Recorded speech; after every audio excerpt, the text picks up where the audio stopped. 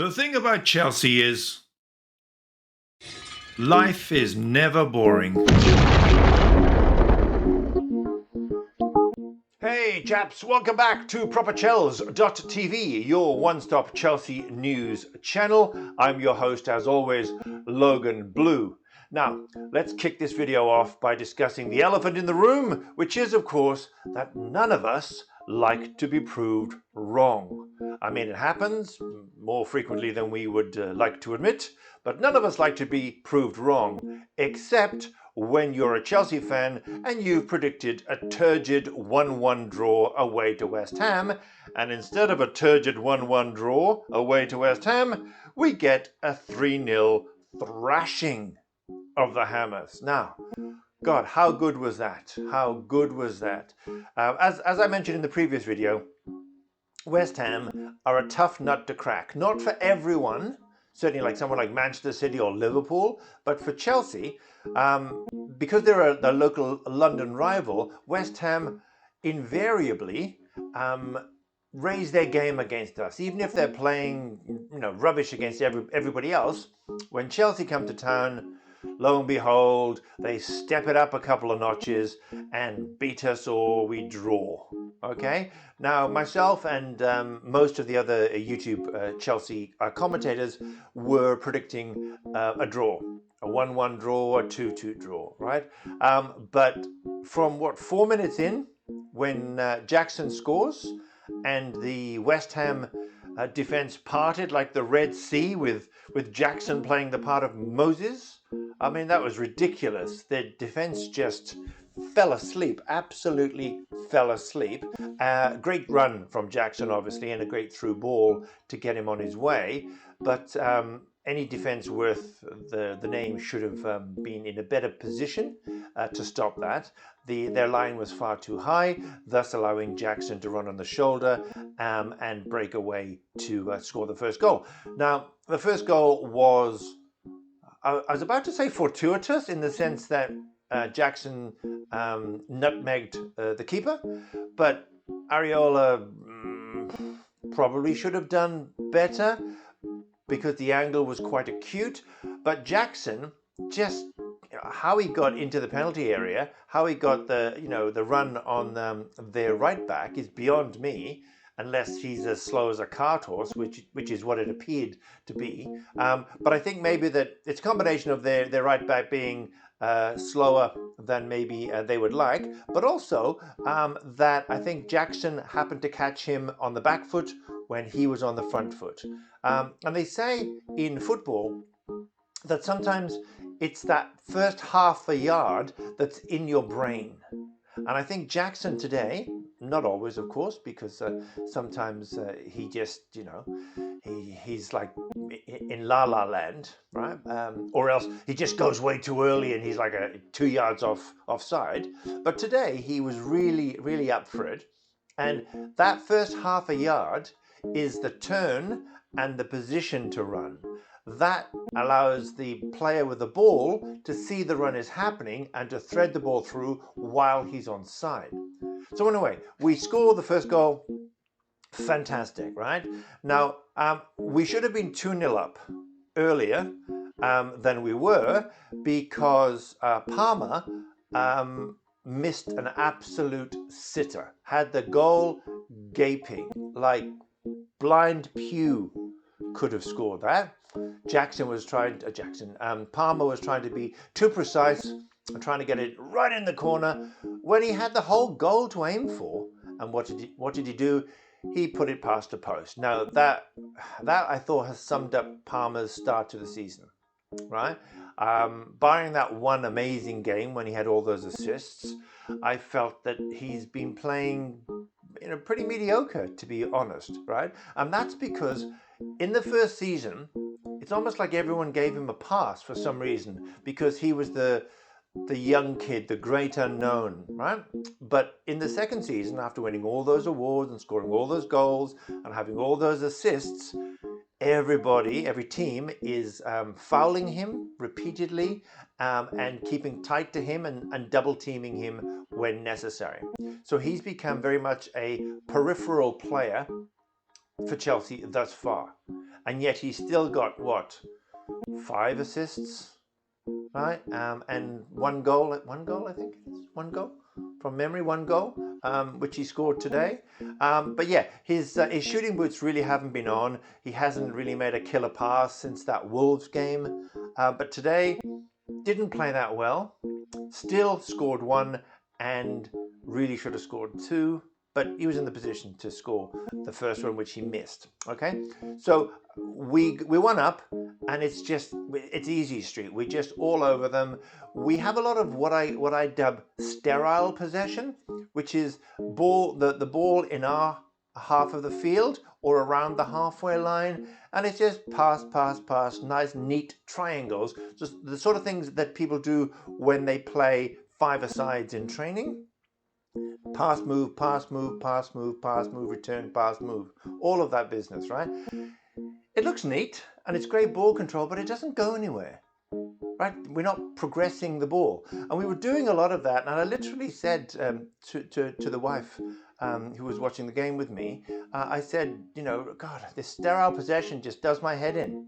Move the ball forward. And lo and behold, from that play of sterile possession, we get that second goal. And the second goal, beautiful through ball from Caicedo. And lo and behold, we're 2-0 up. Jackson, beautiful run off the shoulder once again. And a great finish with the inside of his right foot. 2-0 up, lovely jubbly, thank you very much. The back half, the last 15 minutes of the first half, they played better than us. Obviously, they were...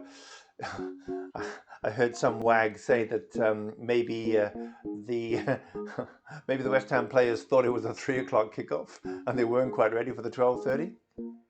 But yeah, so that last 15 minutes was a good spell for West Ham. They had quite a bit of possession, and Kudus down the right-hand side, pretty much the whole game, was tormenting our defense. He looks like a proper player, to be honest. Right? Didn't get a goal today, but yeah, I think he's going to terrorize defenders as the season goes on.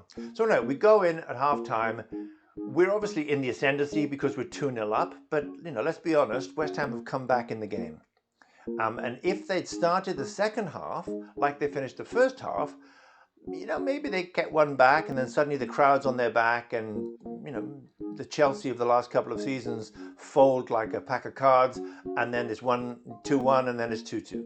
Okay? But instead of that, we come out and Cole Palmer scores a beautiful goal. And ironically, the goal that Cole Palmer scores was way harder and from a much more acute angle than the goal he missed. So, I mean, again, that's just the talent of the man. And with strikers or attackers, you have to get in the position to score. Right? If you miss some, that's fine, as long as you're getting in the positions, you're getting more chances, even if they're half chances, and you make the most of them. This was a real chance, not a half chance, but it was an acute angle. Make no mistakes, there wasn't a lot to aim at for him, and he got lucky off he didn't get lucky. He took the shot, clipped the inside of the post, goes in, brilliant. 3-0, game over. West Ham came back. Okay, into the game a little, but never to any real degree did we feel that our lead was threatened. And I mean, they had the odd pot shot across the bow, Sanchez, saved as required. So yeah, 3-0 away from home, another away victory. It's a funny old thing, football, isn't it? Because we sneak an away win against Bournemouth, and then we just hammer West Ham. But realistically, and this is, again, let's not pick fault when we've just won 3-0 away from home at a London rival, but we should have scored a minimum of 5. Right? Felix missed 2 chances, so let's just say one was possibly would have been saved anyway, but one was gilt-edged, should have buried it. Okay, and Palmer in the first half, 1 gilt edge, should have buried it. We realistically should have put 5 past them today. We put 3 past them, that was enough. And also, we've got a clean sheet, so I thought the defenders Caicedo was brilliant in midfield. I thought the defenders, by and large, were excellent. I thought the new defensive partnership we had today was terrific. And obviously on SofaScore, we've got Jackson with a 9.0, Sanchez 8.9, Caicedo 8.3.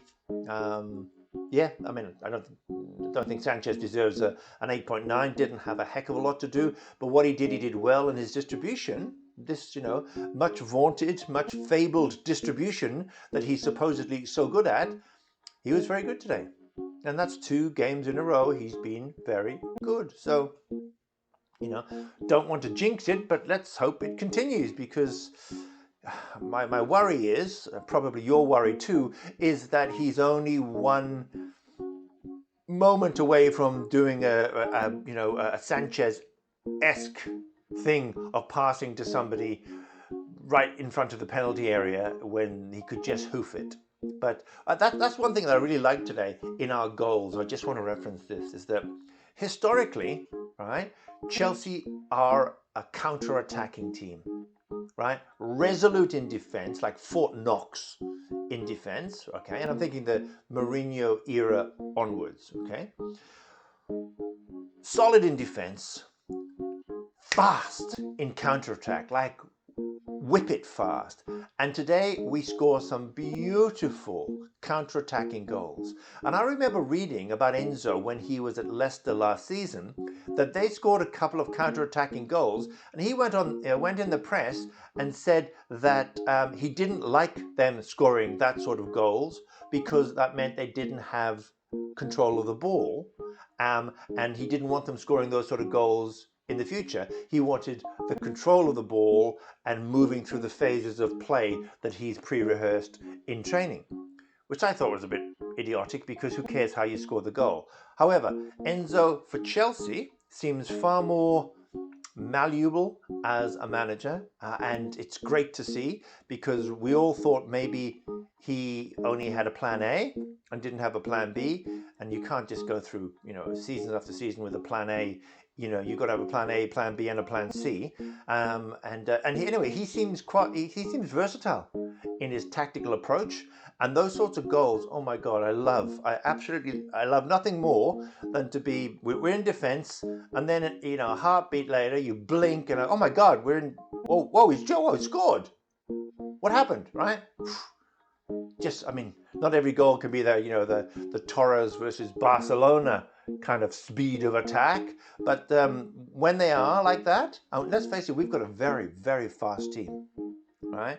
If we have the right players on the field, and they play a high line, a la Liverpool kind of high line, with the control in the middle of the park, and someone like Jackson or Neto or a Mudryk breaking, wide or down the center, I think we can absolutely punish teams. Okay, so that brings me to a couple of negative points, I guess. Madueke and Sancho had poor games, right? The trouble with Sancho is that he isn't very fast. So there's no breaking at speed. And we saw about 2, maybe 3 times when a ball was played through, and if that was Neto or if that was Mudryk, they're getting there in front of their right back, and then he's in on goal. But because Sanchez isn't that fast, his game is different. It's skillful, it's into play and all of that.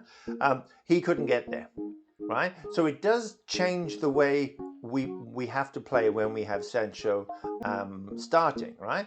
Whereas like a Neto, who apparently is as fast as Mudryk, if you can believe that, if we had Mudryk and Neto, we can play behind them, and when you have really fast wingers, it forces their line back, because what they don't want is for you to be hoofing balls over the top, just because you've got fast people on the outside to come in and pick them up and then bear down on goal. So there's a couple of negatives, right? Madueke being selfish again, and just having a very quiet game again, right? He's very hot and cold. And Sancho, as I said in the preview to the match, after his brilliant 45 minutes, I said, one swallow does not a summer make. So just because he's had a 9 out of 10 for 45 minutes, right, doesn't mean he's the next, the next coming of Eden Hazard. Right? He's a very good player. He needs to earn his place in the team, and he needs to prove it week in and week out. Today, didn't do much apart from pass the ball sideways and backwards. Madueke was the same, sideways and backwards. I mean, can you remember a time that Madueke took somebody on and went past them out wide, or even on the inside? That's because it didn't happen, and Sancho didn't do it either.